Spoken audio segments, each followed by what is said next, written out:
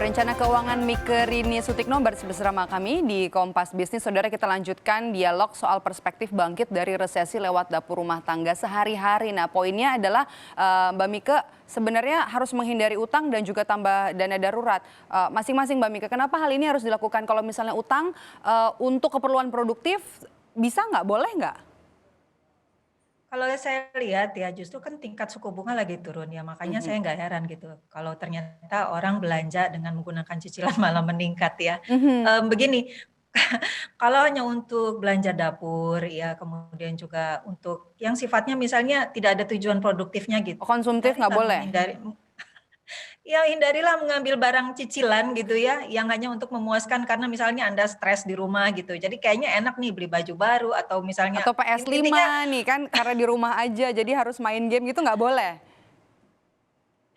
Ya kan itu sebenarnya konsumtif aja ya. Oke. Tetapi kalau misalnya begini, kan tadi kita juga di sisi lain ini ada potensi kewirausahaan loh, karena ternyata ada kebutuhan Mhm. masyarakat yang belum terlayani gitu gara-gara pandemi gitu. Mhm. Dan kita juga mau ikutan memanfaatkan itu, tetapi untuk itu kita perlu investasi seperti pembelian barang, ya misalnya Mhm. Anda beli komputer, Anda beli HP, ya Anda beli misalnya Peralatan kamera masak misalnya untuk kalau misalnya mau jualan makanan di tengah pandemi betul. ini gitu, oke. Betul, ya. Nah, itu boleh gitu, tapi sekali lagi basic-nya adalah semua pengeluaran Anda termasuk cicilan Anda itu tidak boleh lebih besar daripada pemasukan bulanan Anda. Intinya sih Mhm. seperti itu, ya. Jadi jangan memaksakan diri mentang-mentang misalnya, "Waduh, ini kayaknya ada potensi, tetangga-tetangga kayaknya membutuhkan ini." Jadi kita jor-joran untuk kemudian investasi barang-barang usaha dengan mengandalkan cicilan tadi. Nah, itu sebaiknya dihindari. Sekali lagi utang produktif bisa juga menjadi tidak Boleh, produktif kalau Anda kesulitan nanti dalam membayarnya ya,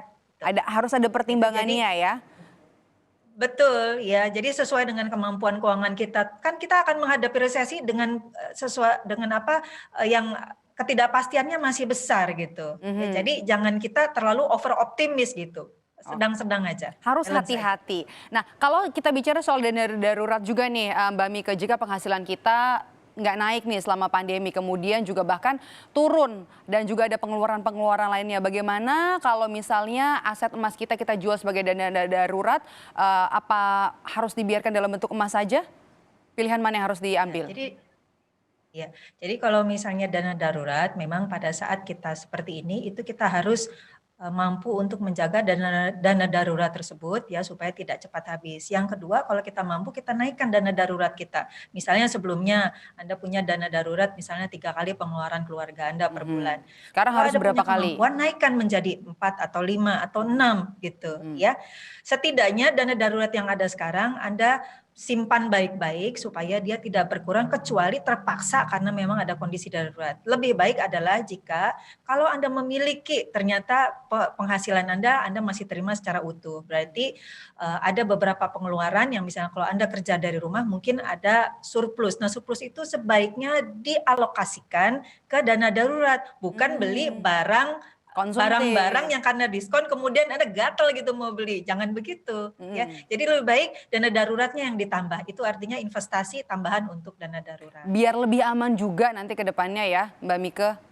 Betul. Dan Heeh. Maidop kayaknya kita jangan, maksudnya panik gitu, kemudian kita jual emas kita untuk pegang tunainya, atau Mhm. kita mencairkan berbagai, investasi jangka panjang kita, karena kita takut kalau sewaktu-waktu terjadi darurat kita nggak ada dananya ya. Yang proporsional aja, karena yang namanya tujuan keuangan jangka panjang, investasi jangka panjang seperti emas, saham, itu tetap perlu kita disiplin untuk kita simpan, karena akan dibutuhkan di masa depan nanti, Tap bukan untuk mendadak mhm. yang sekarang. Tapi kalau misalnya kita mau bangkit, Mbak Mike, ini sebenarnya tepat nggak sih waktunya kalau misalnya kita mau pilih untuk memulai usaha? Nah, karena kita tidak bisa kita kan dapat pelajarannya nih Maidop ya, Mhm. apalagi bagi teman-teman yang mohon maaf jika terkena pemutusan hubungan kerja. Mhm. Bergantung hanya dari gaji saja ya, itu membuat keluarga kita itu, apa ya, lemah gitu secara keuangan. Nah, untuk menguatkan itu berarti kita mesti punya kemampuan untuk menciptakan 2 atau 3 sumber penghasilan untuk Ya. keluarga kita. Jadi jangan bergantung gaji saja, kewirausahaan di rumah tangga perlu Anda ciptakan. Jadi ini saat yang tepat ya terutama untuk, orang-orang yang menghadapi pemutusan hubungan kerja begitu? Betul ya. Jadi saya kira kalau Anda rajin lihat berita ya ada berbagai bantuan pemerintah ya khusus misalnya untuk ibu rumah tangga. Kayaknya baru kemarin itu untuk ibu rumah tangga yang memulai usaha ya ada misalnya ada BLT, ada juga untuk bagi orang yang mau baru memulai usaha ya. Modal. Nah, Tapi itu bisa modalnya harus terukur ya, Mbak memanfaatkan Mika. begitu. Iya dong, jangan sampai kita Semangat di modalnya awal untuk usaha ternyata modalnya keburu habis duluan Aha. gitu ya. Jadi juga biasanya gini yang saya lihat, orang buka usaha aja tapi dia nggak ngitung kapan mau balik modalnya ya, untungnya berapa gitu. Yang penting jalan aja dulu. Wah kalau gitu mah modalnya akan cepat habis.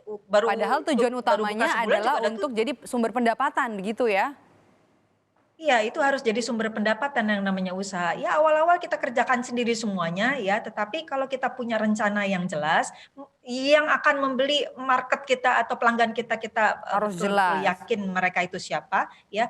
Insya Allah nanti produk dan layanan kita itu tepat sasaran buat memang pelanggan yang kita tuju. Jadi usahanya jangan ecek-ecek gitu ya.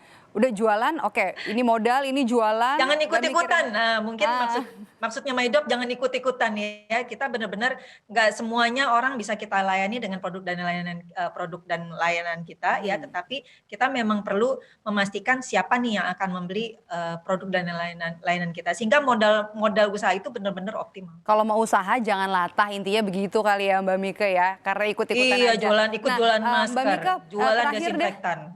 Oke, Mbak Ya. Mika terakhir nih kan kalau kita ngomongin dari perspektif rumah tangga ada juga biaya lain-lain selama pandemi COVID-19 yang kita nggak sadar itu biaya 1 bulannya gede gitu Mbak. Contohnya adalah untuk beli hand sanitizer, untuk beli cairan disinfektan, masker yang tiap keluar rumah harus kita pakai. Ini harus ada hitung-hitungannya gimana nih Mbak untuk ibu-ibu terutama? Ya kalau gitu kita deteksi dulu dong, mana pengeluaran yang tetap, mana pengeluaran yang meningkat, mana pengeluaran yang tadinya tidak ada, mana yang sekarang tiba-tiba ada pengeluaran baru yang muncul ya. Intinya tadi di awal adalah sudah kita jelaskan kan Maido bahwa pokoknya yang namanya pengeluaran Anda tidak boleh lebih besar daripada pemasukan Anda, intinya Oke. begitu. Sehingga kalau komponennya ada perubahan berarti kalau yang tadinya ada jadi nggak ada, Harus berarti pinter-pinter itu geser bisa ya jadi pos-posnya ya? dialirkan. Oke. Betul, digeser-geser aja. Intinya totalnya jangan lebih besar pengeluaran daripada penghasilan.